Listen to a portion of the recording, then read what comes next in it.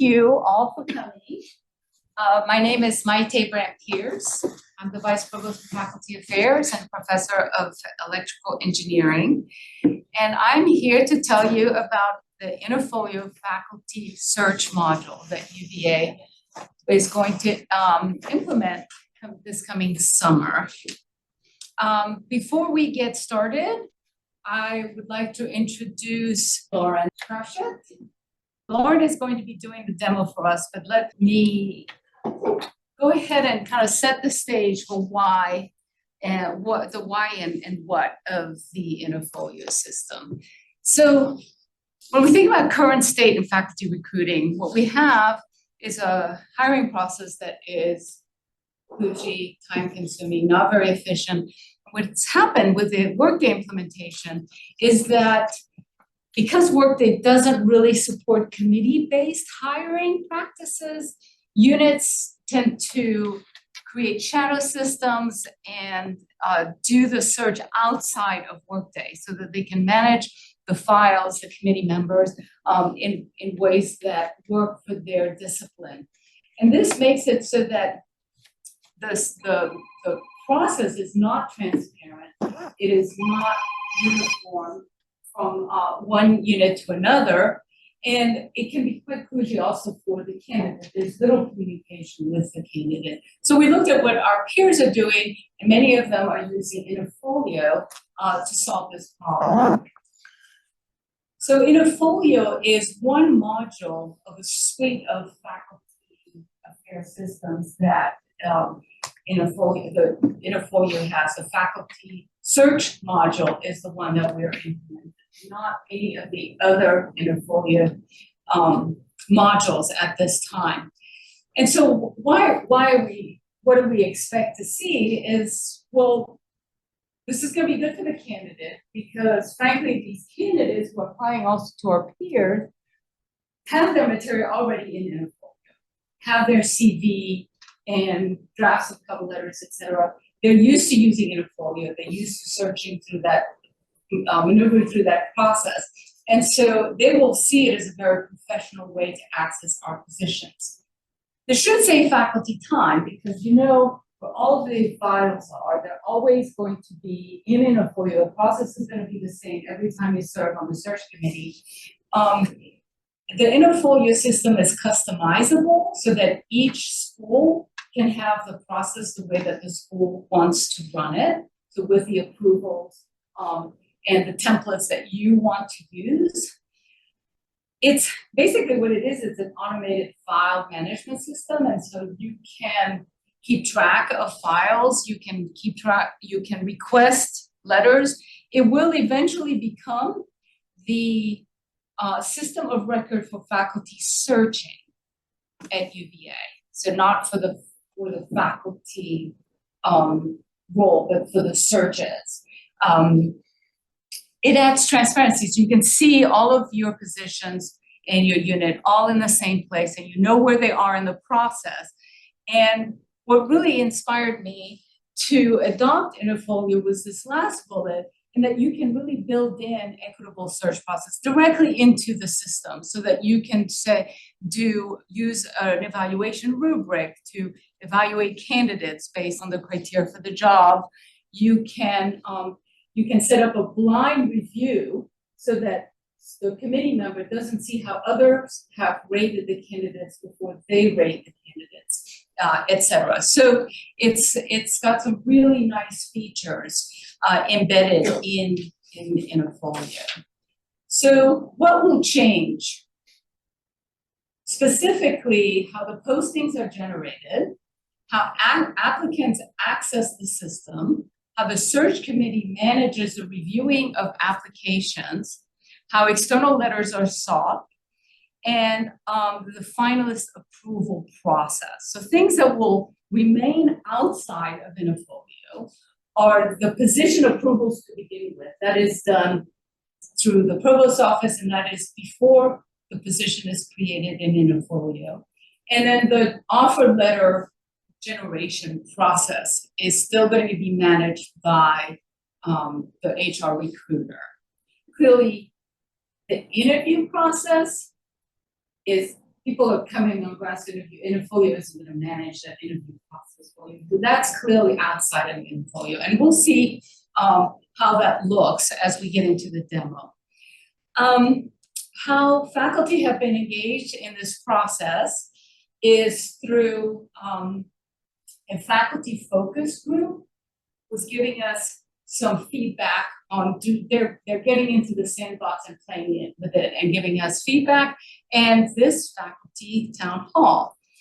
So here's kind of a high level process. Now I will indicate that the different school processes are somewhat different from one another, and so if you see things in this slide where, oh, in my school it's done in a different order, no panic. So Interfolio can be set up to do things in different orders. But basically, what we're going to see is that once a position has been approved, whether it's approved through the processes in the School of Medicine, or if it's approved by my office for all other schools except for the School of Medicine, once that has been approved, then create that position in Workday, and that creates the requisition number. And that automatically then creates a position in Interfolio. Okay, so that position has been moved over from Workday. Now the entire search process then happens in Interfolio. The only reason we started in Workday is because we need the requisition number, because at the end of the day, the person you hired, their material will go back into Workday. All right, so we created that position in Interfolio. We post a position, candidates apply. We're going to show you all this, how this happens in Interfolio. Candidates apply, the committee looks at material, evaluates, you pick the candidate, and then once that offer letter is signed, that candidate's material then gets automatically transferred to Workday, and that becomes the system of record for the employees at UVA, and Interfolio stays, not all the candidates, they don't get transferred back into Workday, only the one who accepted the job, okay? So in the future, when you look at the demographics of your pools, that material will be in Interfolio and not in Workday. All right, so in Interfolio, you can define different roles, and in our hiring process, we have different roles. So here you can see 6 roles identified: unit administrator, the committee chair, committee member, the recruitment team, provost office, and the dean's office. And there's a lot of information here that, and we'll share the slides with you so you can look at it, but just to say that there's a lot of people who have their hands into the Interfolio system.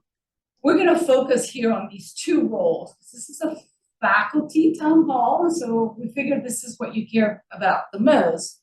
So the committee chair role and the committee member role. So we're going to show you an example of these functions here. The how do you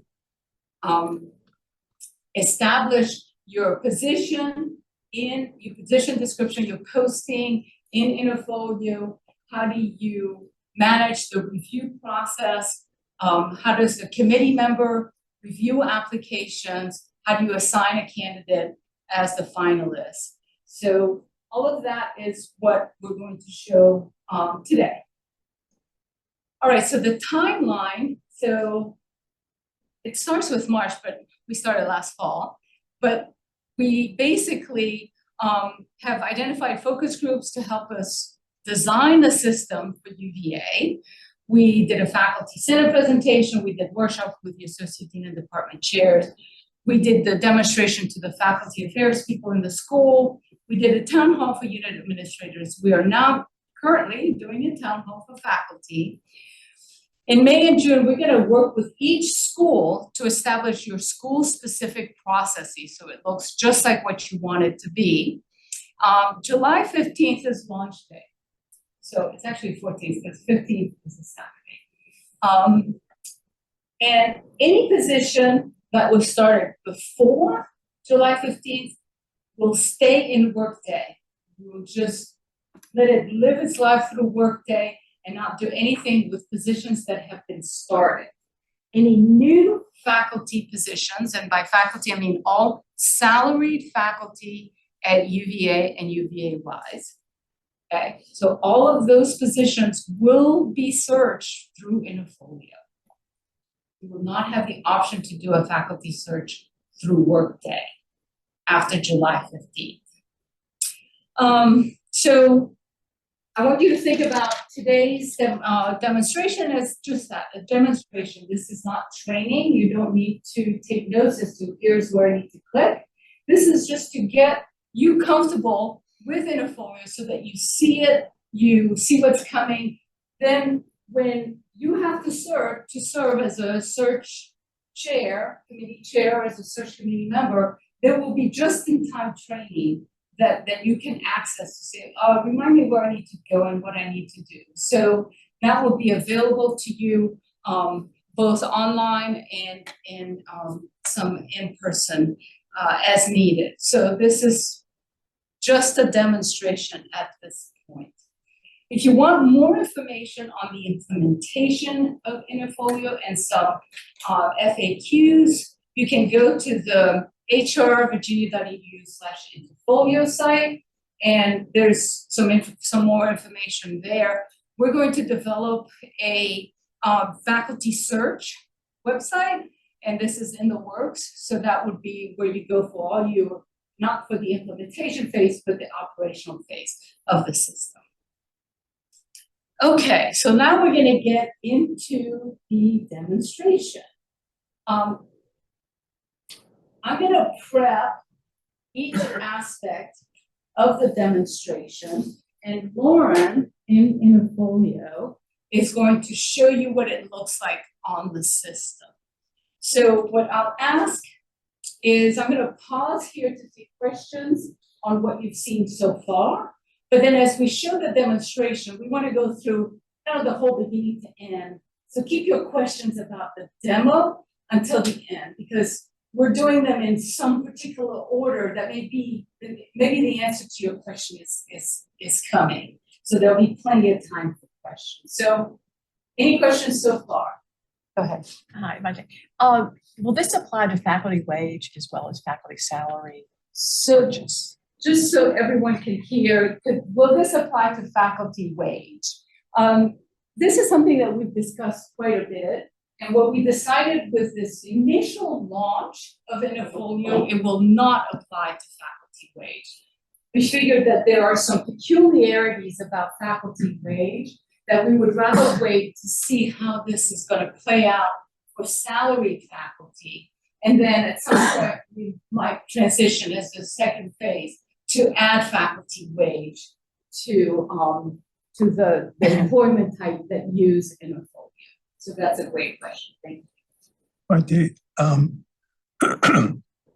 as we start the demo, you having had eyes on this for a while, are there, just to me at least, coach me, were there any areas within the app that that you are concerned about in terms of users having difficulty with, or concerns about the adoption of how this is very different from the way things, so are there any hot spots that we can kind of look through now just from looking through your eyes?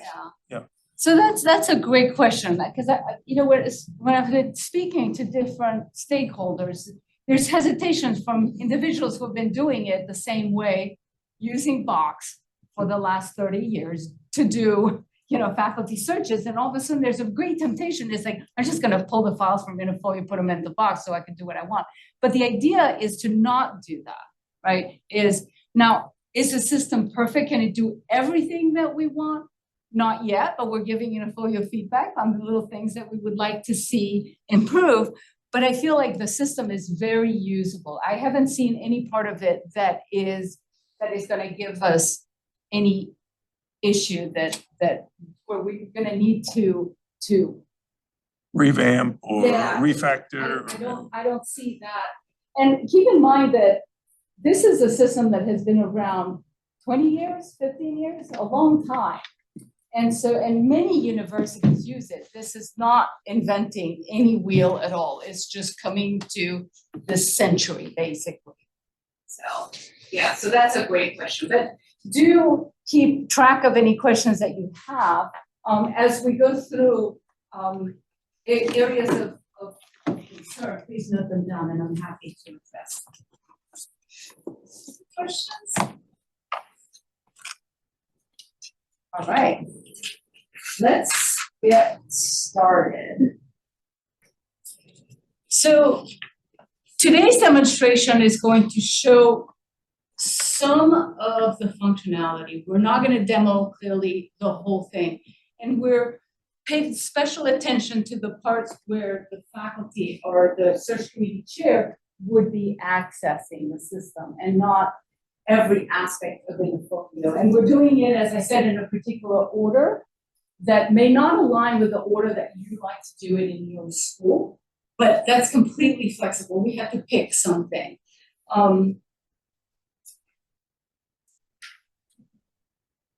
So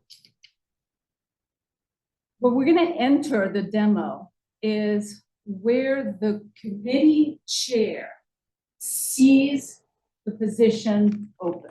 So imagine that somebody in the background approved the position, put it into Workday, created that requisition number that automatically interfaced to Interfolio and created a position.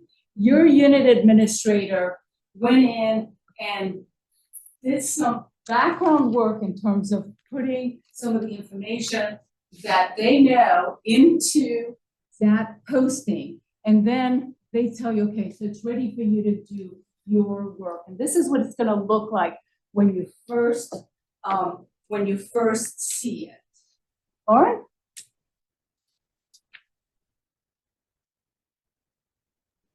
Sorry, trying to unmute.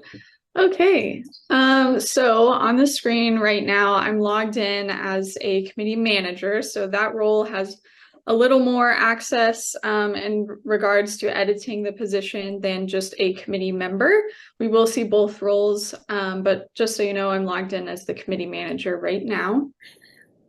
Again, we're in the test environment. So in your production, go launch, it will look a little bit different than what it looks like right now. But for the most part, all of the functionality and everything will be the same. So on the homepage, you have tasks. These come to you for anything that directly needs your attention or anything like that, such as when you get added to the position. So to view all of my positions, I can click over here to positions. And I'm a committee manager in the biology department. So I'm just going to see those positions that are related to my unit and that I'm a part of. So here I can see a list of all of my positions and all of their various stages indicated by the status. And then how many applications and when that position opened. You also have the ability to filter if you're on multiple, positions and reviewing applications. You could filter it to only see those that say are the tenure track positions. And that will filter your list. So going in, as soon as that position, is created and ready for me to go in and review the description and edit it, I click on the position title. And we can see it's not yet open. So we can click on the edit position. And that's going to take us directly into just an overview page of the position. I can scroll down to where I want to start reviewing what was entered, by my unit administrator. So here, if I want to begin working on the position description, I'll click on this edit button. And you can also quickly get to it by just clicking on the basic information bookmark over here. So I'll click on edit.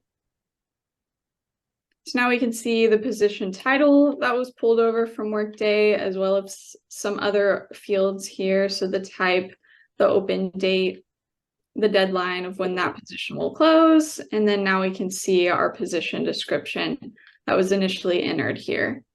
If we do need to make any edits or changes, you can click in there and make any changes or updates to the description that you may need.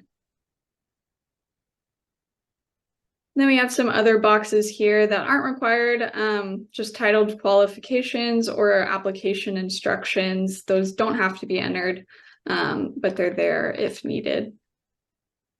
And then we have our equal employment opportunity statement. This is set at the institutional level. That will be posted on every position that UVA posts. And then we can see our advertising setting. That just relates to whether the position is public, where anyone can find it on your job board or Interfolio job board, whereas private means more of those targeted or waiver searches where you only need certain applicants to apply. Maybe it's just an internal position, you could make it private. So then just going through, we can see the requirements that have already been added. So a CV, a confidential letter of recommendation is one of our special requirements that you can add to positions. And this allows the applicant to request their own confidential letters. And they are purely confidential. They won't be able to read the letter or what their letter writer uploads. And then down here, just a couple other options. You can allow them to add additional documents, and we can see a message template has already been created for everyone that applies to our position. They'll get this automated message, applying. We can skip. And then this brings us into the evaluation settings or the hiring rubric, where you can enter in different criteria that your committee members will be evaluating each applicant on. So in here, it is just an open text box. You're able to add, any type of criteria, such as evidence of research collaboration. It could be an additional one, and we can save it there. Now, all of these criteria are rated the same or weighted the same. So it's on a 5-star scale for every committee member. If you did want, say, research to be weighted a little bit more, you could just do, 2 research options here. So research collaboration and excellence, that kind of thing. And you can add as many criteria as you'd like for your positions. Then this blind review does get turned on. So this means that evaluators won't be able to see each other's ratings on the different criteria for each applicant or each other's comments about the applicant. We'll see where those ratings and comments show up. And this can be turned off later on in the search as well. I've got a question. Yeah. Oh, good. On the early screen, there was the radio box, public-private. And we're starting off as the committee manager, but it was public. Should best practice be for the unit administrator to leave it private until the committee manager has a chance to do all of this? Great question. So it is, it's not posted right now. So it'll go through, the unit administrator, and if there was an approval, it would go through there. Once it gets to where the committee manager can go in and, edit that description further if needed, you're able to come in here. So we can see it's not published yet until you indicate the unit admin to publish it. Or if that's going to be up to the committee manager, you could come in here and update the open date and publish. So it's not actually posted just yet while you're still editing or adding the evaluation settings. Okay. So in fact, at UVA, it's the recruiter who will post it, because they have to check that everything that you have created in the system is legal and according to our standard. And so they're the ones who will publish the position. So you're just modifying it so that it looks like what you're gonna want it to be when it's published. Thank you. All right. Are you done, Lauren? Yeah, yeah. With this back- part? yeah. Okay, all right, so, I wanted for Lauren to show the rubric at the point where you're creating that posting, because ideally, the evaluation criteria and the rubric that goes with that should be created at the same time as you're creating the description of the posting and identifying what qualifications and talents you're looking for in candidates. So, but the criteria can be modified later. So this can be done at any time up until the point where you start to review candidates and you need to have your criteria really well identified at that point. So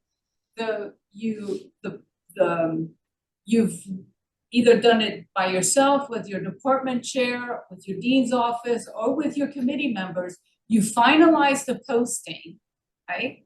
So that posting is exactly the way that you want it to be. The recruiter looks it over, they post it. Then they also advertise it to everywhere where they currently advertise it. So there'll be a faculty, and we're still working on what that's gonna look like, a faculty job site at UVA, and then wherever you advertise normally, you send it the same way as you do now. Your recruiter is doing a lot of this work on your behalf. In addition, Interfolio has a really big, we call it a dossier, is it? Dashboard that has a lot of their positions, and our positions will be listed there. And so then that site is searchable. And so candidates can find our positions there as well. So now you've done all this work and the position is ready to post. And so now candidates apply. So Lauren, can you show us the candidate's perspective, please? Absolutely. So here is what a job posting will pretty much look like. Again, some things may look slightly different, but this is what a typical job posting will look like, with the title, the department or college that it's been posted in, with the location, open date. You can see your full description, and then that EEO statement will be at the bottom of every position. And then the applicant will see this blue Apply Now button powered by Interfolio. So if they already have a dossier account, they know that they can click on Apply, and it will take them directly into their application. If they don't already have a dossier account, then they will quickly just create a free account and then be brought straight into that application. So now I'm logged in into my applicant account. Up here in the top right-hand corner, I can see my name, and this is what my application looks like. So they'll see all of the required documents listed here. They can click on Add File. Again, if they already have a dossier account, they already have documents in their account. Otherwise, they could do Add New File. They could drag and drop. Browse to upload. We have a video embed option as well as a web page option. So they will add in their files. And then for this particular special requirement, the confidential letter of recommendation, when they click add, it won't let them just upload, any document. They do have to request a confidential letter of recommendation through Dossier in order to upload that recommendation. I won't walk through that right now, but going forward, they see their information that's already in their dossier account that they filled out before, their highest degree earned information. They do have that option to click prefer not to disclose, but typically we do see that they keep that information in there. And then going forward, we do have a couple of forms that they will fill out, created at the university level. So we have a preferred name, a phone number that they will enter. And we are still working out the specifics of these questions, but so it may look a little bit different once we do go live. They'll go forward, and then they'll have that EEO form to fill out as well. They'll enter in their answers.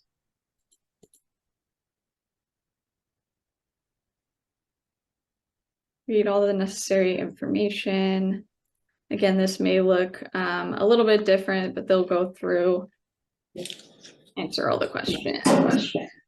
And then going forward, they'll be brought to a review your application. If they are missing anything, it'll let them know which one exactly they need to edit or keep filling out. They can always save and come back to their application. And then once they're ready, they can submit their delivery or their application. And I'll hand it back to Maite. All right, thank you, Lauren. Okay, so now all of your applicants have submitted their applications. And so we need to get ready for these applications to be reviewed by your committee, by you if you're a committee member. So the first thing that will happen is the recruiter on the background is going to check the qualifications of the applicant and to only present to the committee applicants that meet the minimum qualifications. So any applicant who was just applied but does not meet qualifications will then be excluded from, you won't see them. In some schools, the dean's office reviews the applicant pool and determines if the pool is sufficiently diverse for the reviewing to start to occur. And so that happens at this point in the process. They look at all the candidates that meet the minimum qualifications, that it's 30 days into an application process, and say, yes, search committee are able to start reviewing applications at that point. So then the search chair needs to do a few steps to ensure that that the review process goes smoothly. And this has to do with what Interfolio calls tags. And tags are used to basically to filter applicants, to assign reviewers to particular applicants, and or to identify subdisciplines for each applicant. So Lauren, you want to show us that? Yeah, absolutely. All right, so now we're gonna go pretend this is our same position and the status is now reviewing. We have some applicants in here that have been validated and reviewed for the minimum requirements. We can see that by the application status. Now to go in and start using those tags and assigning reviewers to specific applicants, we can go ahead and select a few. You can select all and then select a few that you want to save for other reviewers. And then you'll see these options pop up here. So specifically for that tag option, we can click on add new tag, and we're going to assign Maite to review. Click add, and then we can see those labels pop up for those applications. And we can assign multiple tags to multiple applications. So if on this tag we wanted Maite and also Jamie to review, we'll just add in those specific tags. And then if we also wanted to let our committee members know, what discipline those specific applications are in. If we've reviewed their CVs, we can come in here and also tag, these two individuals are in the microbiology discipline. So that is assigning tags. Before I go forward, we'll go back to Maite. Okay, so then, it's up to committee members to do their work. So at this point, all the applicants have applied, we've tagged them. Lauren, can you please show what the committee member, so far what you've seen is what the committee chair will see. The committee member will see what they need to see. Can you show us that view, please? Absolutely. So now I'm logged in as my committee member, Dwight. This is, our same kind of home page. They can go into positions if they're a part of multiple positions. They can select that one that is reviewing, and they're able to see those tags in there. So they could click on filter, and I should have tagged Dwight, but we'll look at all of Jamie's individuals. And then that's going to filter out all of the other applicants. So now they're just seeing those three that they are ready to begin reviewing. We do have some other options that they can filter by application status, the highest degree earned. And then once we have ratings, you can also filter by that. To go ahead and begin reviewing and reading their applications, they can select all of those ones that they have filtered to and click on this read button. So from there, it's going to bring up our reader. Right now we're reading Blake. We can see his top name up here in the left. And over here are bookmarks of their documents. So we can see their CV, and we can see the confidential letter that's been uploaded, and we can click on it, and that will take us directly into that document. You can go full screen, and you can zoom in and zoom out, and then be able to bring back your bookmarks over here. You can scroll to go back to the previous document. You can just click on previous material. And then we also have this feature of annotations. So if we wanted to make a note about a particular area to come back to, or just make a note of for ourselves, we could make that note here. And these are personal private notes to the individual creating them. The committee won't be able to see it, or administrators, but we do mention, in certain legal proceedings, everything is discoverable if we are asked to find those notes in there. So we just make a note of that. Of those annotations, we have this annotations tab on the left-hand side. And to go back into your notes, you can click on that note, and it will take us directly into that document in that area where we made the annotation. You can also download these notes. So if you're going to a committee meeting and you would like to take your notes with you, you can export all of them to a PDF and be able to take those with you. Then if you just wanted to get them off your screen, you can click that eyeball icon and it removes them.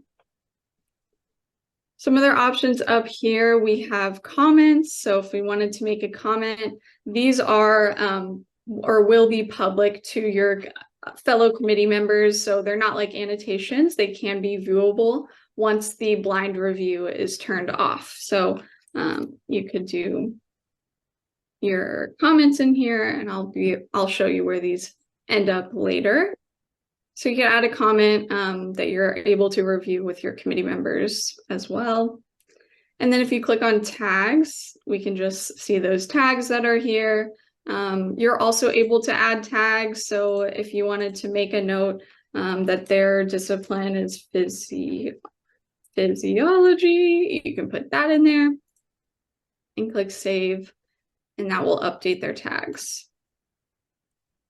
And then the rating. So this is where you're able to find those criteria, your rubric that you can rate on the applicant. So they are just a 5-star, all weighted the same. So you can come in here and begin rating your applicants on each criteria.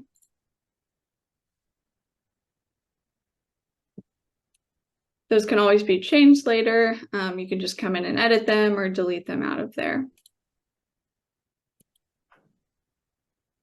And then you do have the option to download as one PDF or a zip file to view offline as well. And then if I go back into the position, I'll show you specifically in the applicant profile where we can see all of their documents, the forms and their answers to those forms. We can see our ratings down here. And then that is where the comments show up. Again, right now, we aren't able to see the committee summary of the ratings since that blind review is turned on. All right, so now I'll hand it back over to Maite.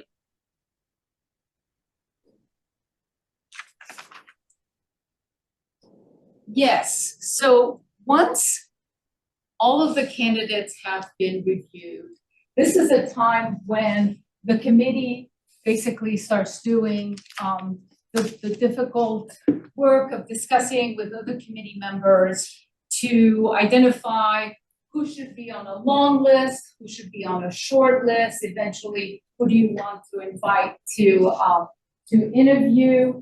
And so what we're going to show you is how do you, what does it look like when we remove the blind from the position, and so the administrator or the search chair can remove the blind so that everyone can see what the committee, how the committee scored each candidate, so that discussion can be most productive.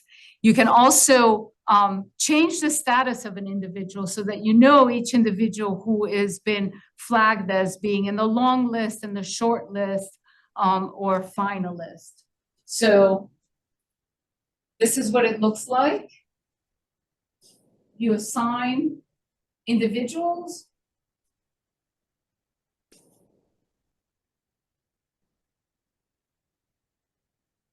So we've got some on our long list, some on our short list. And again, you can filter if we just want to see those on the long list. We can see those individuals. The blind review is also turned off now. So when I go in, I can come down here and see the committee summary for that applicant.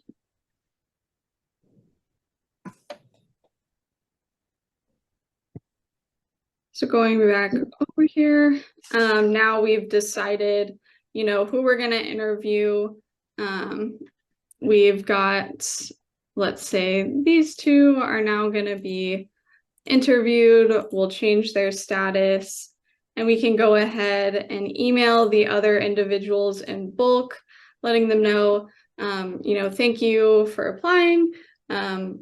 And you can change this to whatever the template may be in indicating that they won't be moved forward. And you can preview that email and be able to send it to each applicant in bulk. And then you can also archive them. That way they are out of view. It won't delete them. It will just take those individuals out of view. So that way you can filter and see your archived, and then also see the ones that you are still considering. Once you're ready to make an offer on one of those individuals, you'll just select them. You can change the status. We have an offer pending status that will update. And you're also able to request letters of recommendation. So if we wanted another letter of recommendation within the applicant, you're able to come in here and request.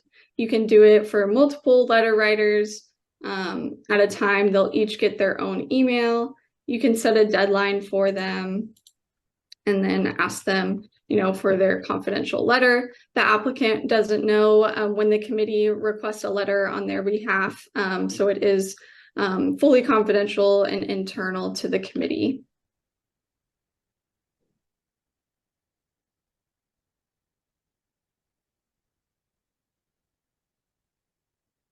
Okay, and then once, you know, the offer has been accepted, we'll come in here. We can change the status to, you know, offer letter signed, send a workday, and that will send that applicant and their documents into Workday.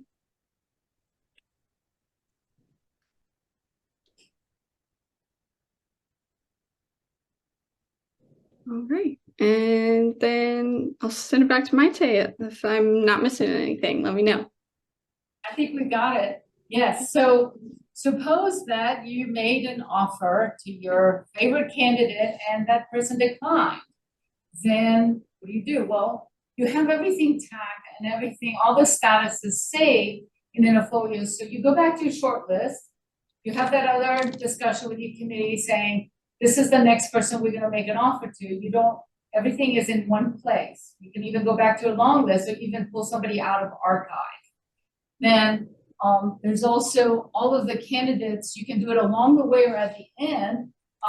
Your administrator or you or someone will then disposition all of the remaining candidates, and there's a long disposition list that you can choose from. So that really shows the whole process until the candidate has been selected, and that when you're done with that search and the candidate has accepted, then you can close the position search, this position. And that material is stored in Interfolio. Everything is in Interfolio for you to go back and pull reports. Can you show us reports, please, Lauren? Yes. So under the reports tab here, we have a couple different options. The main one are the applications report. So as the committee manager, you could select your position and say we want to look at their tags, don't really need to see maybe their highest degree date. We would like to see their email. And you also have the option to pull all of the ratings, either an average by criteria or specific rating by evaluator. And when you pull that report, you can come down here and see each applicant and each of their ratings. There's a couple different options that you can do. If you wanted to see all of your position applications in the review status, you're able to do that. So you've got a lot of options here as to the different types of reports that you can pull depending on your role. So what will happen is the search chair will be able to pull reports on anything that they're sharing.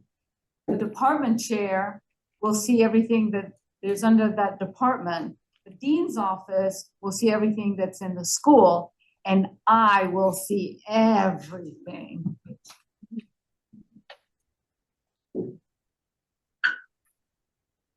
All right. Good question.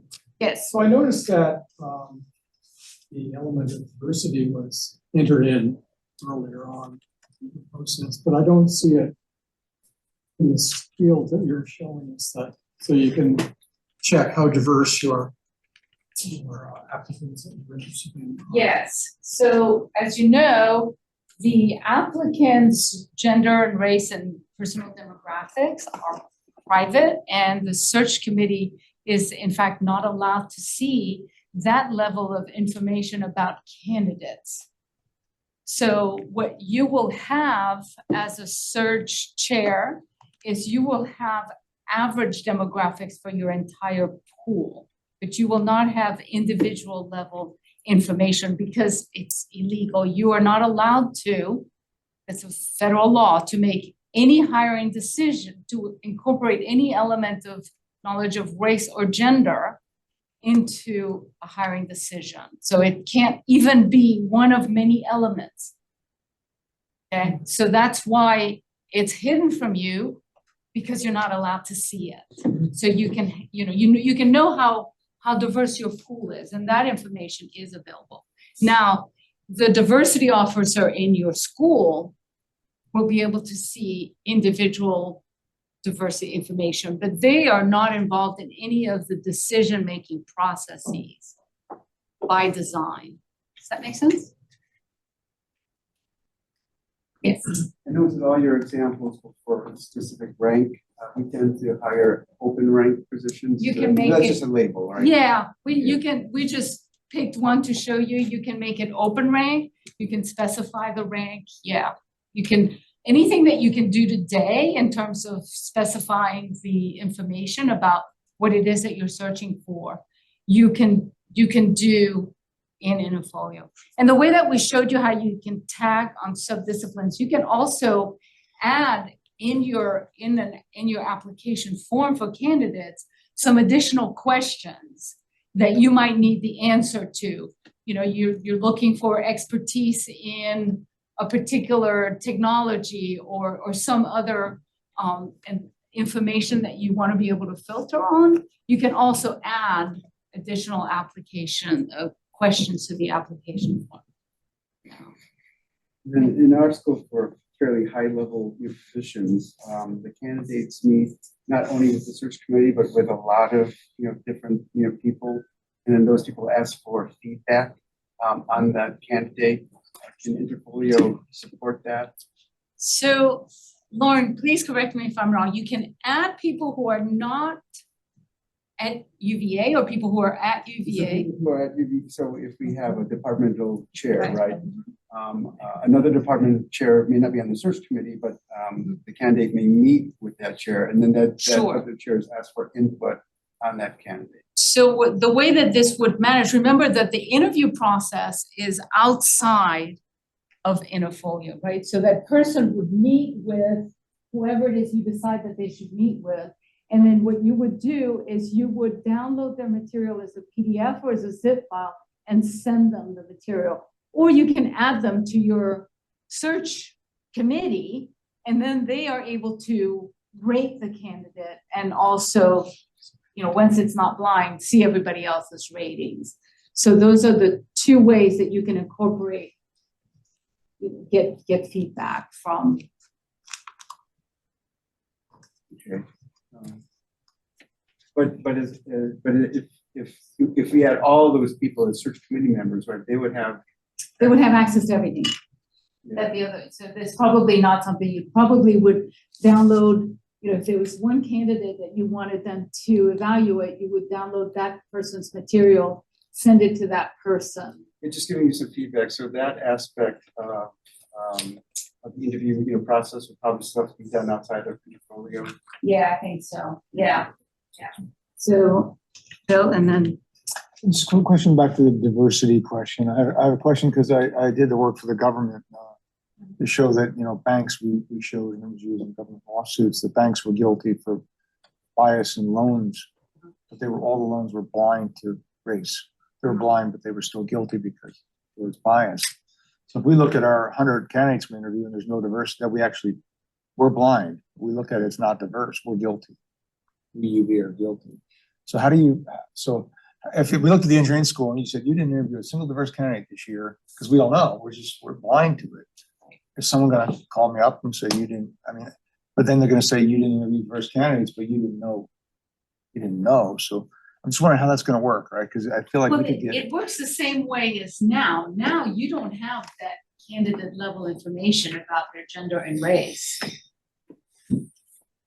So it's no different than what it is. I understand the question, right? And that when you don't have this information and yet you're supposed to be interviewing people without bias against their gender and race. How do you know you're not biased if you don't know their gender and race, right? Is the question, and clearly, but that we're not allowed to show that information to the person making that decision. So if there's a complicated application with 3 letters of recommendation, CV, supporting material, do we have to download all those things individually in terms of this question of getting opinion from someone else? So I think if you, Lauren, you can zip all of that or download it into one PDF, right? Yeah, one you can candidate. just click download PDF. You'll be sent a link to your download, or you can go over here. It pops up on your home screen as well. They're ready to download. Come over here, and it might open up in the window so you can see. Oh no, it just downloaded. But yes, it would just be a file. You wouldn't have to, I mean, you could do that if you wanted to go and only download specific documents. Going in here. But it will aggregate all documents for a candidate if desired. Yes, yes. So it the will, choice yes. is as one PDF or as a zip of all the files, Right. right? Yes. Question about task delegation to our administrative assistants. You alluded to it a bit. The chair role where you tag people and that responsibility be shared with an administrative assistant? So my understanding is that the administrative assistant has all of the ability that the search chair has, plus a few things, right, Lauren? Correct, yes. Yeah, so you can delegate the whole thing to your assistant. Yeah, I might have missed this, but to verify that the committee members have done their training, that's done outside the system when they're added as a committee member.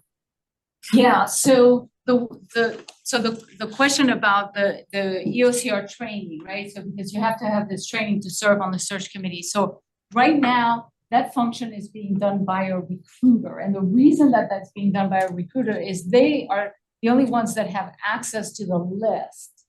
And so now your unit administrator is sending the list of the recruiter is checking them and then sending this information back.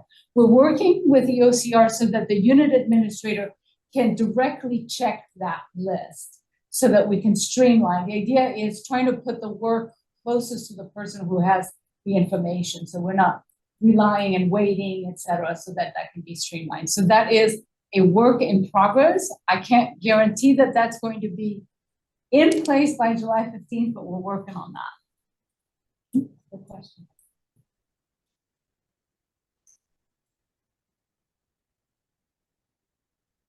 Yes. In the roadmap of future capabilities for this module at Interfolio, is there anything there to address this outside committee member feedback form? Or, I mean, exporting anything from here, zip, PDF, creates, and someone would send it via email, you lose track of where those files go, and they lose their retention requirement, you know, lots of things can happen. So keeping within the system is highly desirable for the future. So is there anything coming in that regard?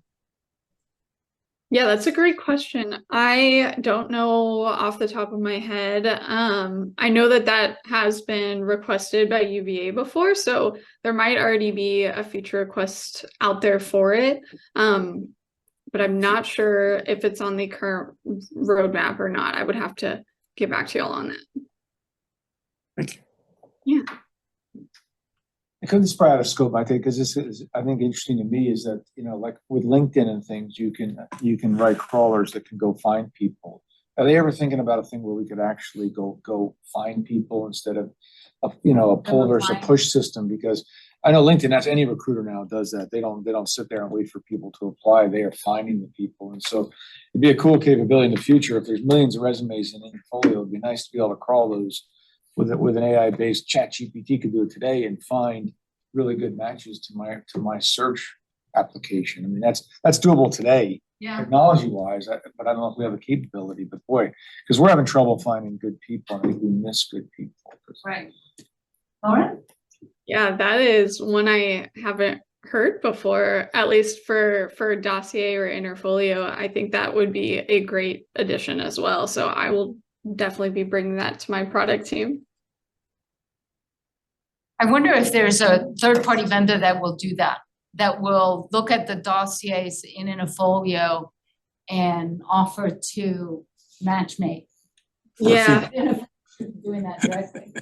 The thing with Dossier is that they aren't, at least as far as right now, they're not, public profiles unless the applicant applies to the position and you can see, you know, that information that they enter in their dossier here. So currently there's not a way, but you know, all of that information is stored. So I don't think it's out of the realm of possibility. Candidate would have to like, you know, give permission to share their CV. Right. Yeah. regardless. Of course, but as a candidate, you're looking for a job too. So why wouldn't you want Right. matchmaking, right? Right. So if you could just say, find me a job, and Interfolio says, here's the 10 positions you should be applying to, that's pretty good, right? LinkedIn's already there, right? I mean, LinkedIn has hundreds of millions of profiles. There are people all making them public, and so they're already doing this. Every recruiter uses LinkedIn. We could be using LinkedIn too. We could pay LinkedIn, and we could look for professorial ranks in LinkedIn. Sure. There's millions in there. I mean, we could do it today. I mean, again, I think finding people to me is the system. To me, this is the operations once they're in the door. But the harder part for me is finding the best people. Inviting people to apply, yeah. So that work still needs to be done, right? The committee still needs to beat bushes and get people to apply. Good questions.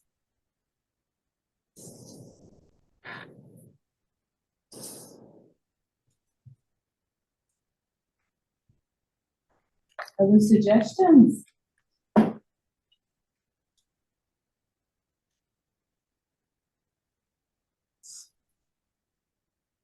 Thank you, Lauren. Yeah, absolutely.